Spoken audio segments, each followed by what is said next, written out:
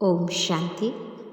आज समर्पण की ऊंची स्टेज क्या है, श्वासोश्वास स्मृति कैसे रहे बाबा की, इस पर बहुत ही सुंदर अव्यक्त वाणी है आज की। और अव्यक्त वाणी में बाबा ने हमें समर्पण का अनुभव कराया कि समर्पण किसको कहा जाता। सर्व में या देह के भान में भी हमारा जरा भी लगाव ना हो। देह लेंगे तो देनी भी पड़ेगी, लेकिन देह का भान तोड़कर समर्पण बन जाना। तो बाबा ने पूछा, आप क्या सोचते हो, अभिमान संपूर्ण रूप से निकल गया, मर गए हो देह के भान से, या अभी भी बार बार बुद्धि वहीं देह पर चली जाती है, ना चाहते भी बुद्धि बार बार चल रही है।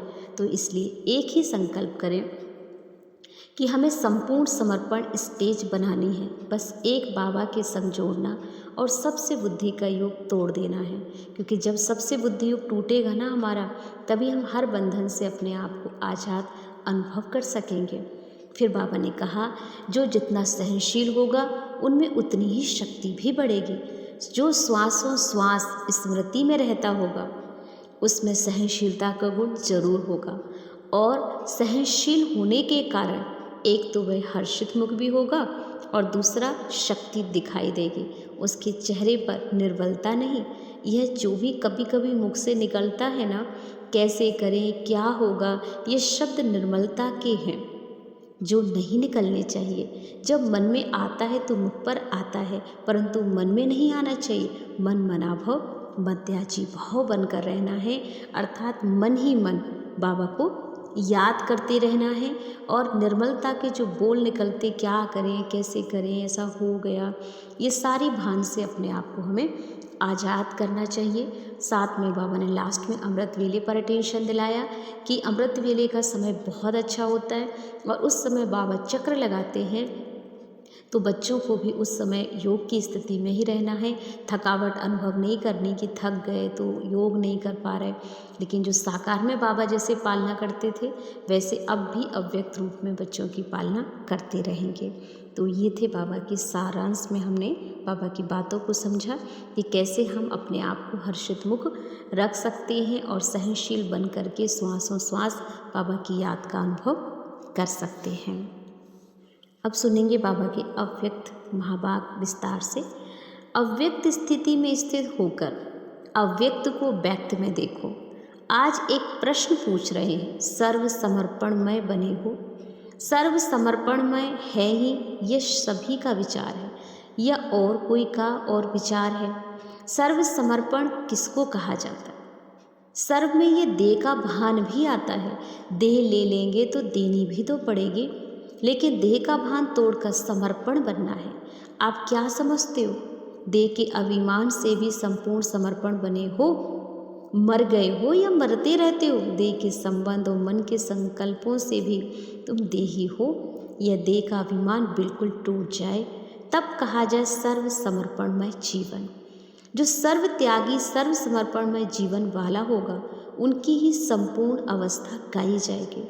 और जब संपूर्ण बन ही जाएंगे ना, संकल्प किया था ना कि बाबा जाएंगे तो हम भी साथ जाएंगे, फिर ऐसा क्यों नहीं किया? यह भी एक ऐसा स्नेह है और संग तोड़ एक संग जोड़ने की यह चेन बनी हुई है, जो अंत समय की निशानी है। जब कहा था तो क्यों नहीं शरीर छोड़ा? छोड़ सकते हो, अभी छूट भी नहीं सकता, क्योंकि जब तक हिसाब किताब है अपने शरीर से तब तक छूट नहीं सकता। योग से या भोग से हिसाब किताब चुप तो ज़रूर करना पड़ता। कोई भी कड़ा हिसाब किताब रहा हुआ है तो ये शरीर रहेगा, छूट नहीं सकता। वैसे तो समर्पण हो ही, लेकिन अब समर्पण की स्टेज ऊंची हो गई है। समर्पण उसको कहा जाता है जो श्वास और श्वास स्मृति में रहे। एक भी श्वास विस्मृति का ना हो, हर श्वास में स्मृति रहे।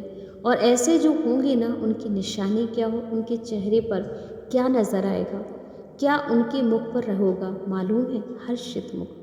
हर्षित मुक्ता के सिवाय और कुछ भी होगा? जो जितना सहनशील होगा उनमें उतनी ही शक्ति बढ़ेगी। जो श्वास और श्वास स्मृति में रहता होगा उसमें सहनशीलता का गुण जरूर होगा, और सहनशील होने के कारण एक तो वह हर्षित होगा और दूसरा शक्ति दिखाई देगी। उसके चेहरे पर निर्बलता नहीं, यह जो कभी कभी मुख से निकलता है कि कैसे करें, क्या होगा, ये शब्द निर्मलता के हैं जो नहीं निकलने चाहिए। जब मन में आता है तो मुख पर भी आता, परंतु मन में नहीं आना चाहिए। मन मनाभव मध्या जीभव। तो मन मनाभव का अर्थ बहुत हुए हैं, जैसे ड्रामा का सेकंड बाय सेकंड जिस रीति से जैसा चलता है उसी के साथ साथ मन की स्थिति ऐसी ही ड्रामा की पटरी पर सीधी चलती रहे, जरा भी हिले नहीं, चाहे संकल्प से चाहे वाणी से, ऐसी अवस्था हो। ड्रामा की पटरी पे चल रहे हो परंतु कभी कभी रुक जाते हो, मुख कभी कभी हिल जाता है, मन की स्थिति हिलती है, फिर आप पकड़ते हो। यह भी जैसे एक दाग हो जाता है। फिर बाबा कहते बात को पकड़ना अर्थात एक दाग हो जाता है। फिर भी एक बात अब तक भी कुछ वाणी तक आई है, प्रैक्टिकल में नहीं आई है। कौन सी बात वाणी तक आई है? प्रैक्टिकल में नहीं। यही ड्रामा की ढाल जो सुनाई, लेकिन और बात भी बता रहे थे। वह है जैसे सब समय नज़दीक है, वैसे समय के अनुसार जो अंतर्मुखता की अवस्था वाणी से परे अंतर्मुख होकर कर्मणा में अव्यक्त स्थिति धारण करने की अवस्था दिखाई देनी चाहिए, वह कुछ अभी कम बाबा को दिख रही है। कारोबार भी चले और यह स्थिति भी रहे, यह दोनों ही इकट्ठा एक समान रहे, अभी इसमें कमी है। अब साकार तो अव्यक्त स्थिति स्वरूप में स्थित है, लेकिन आप बच्चे भी अव्यक्त स्थिति में स्थित होंगे तो अव्यक्त मुलाकात का अलौकिक अनुभव कर सकते हो। एक मुख्य बात और भी है, वर्तमान समय ध्यान पे देते जो तुम्हारे में होनी तो नहीं चाहिए। वह कौन सी? कोई को आता है जो मुख साकार रूप में कहते थे, अमृत वेले उठना। अमृत वेले का वायुमंडल ऐसा ही रहेगा। साकार में अमृत वेले बच्चों से दूर होते हुए मुलाकात करते थे, लेकिन अभी जब अमृत वेले चक्र लगाने बाबा आते हैं तो वह वायुमंडल देखा नहीं। क्यों? थक गए। इस अमृत वेले के अलौकिक अनुभव में थकावट दूर हो जाती है, परंतु ये कमी देखने में आती है।